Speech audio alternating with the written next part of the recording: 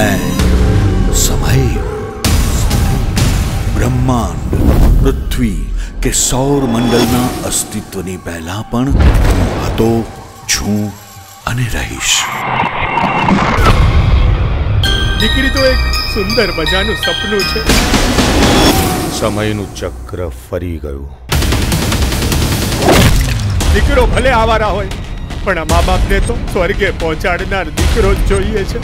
पछी भले वृद्धाश्रममां एने पाछली उमरे मूकीने आवे। कोने समजावुं के दीकरी विनाना समाजमां नहीं होय माँ, नहीं होय बेन।